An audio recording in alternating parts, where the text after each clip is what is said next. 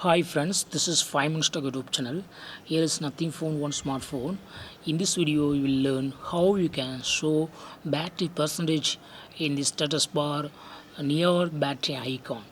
So first go to the settings and click on battery, and here select battery percentage. Just turn on this button against battery percentage. Now battery percentage is showing here 80% is available. So in this way you can easily display the battery percentage in the status bar near battery icon. So it will be very useful when you are using your phone. So it is better to use this option. By default it is disabled. If you turn off this button, battery percentage will not be showing in the status bar near battery icon.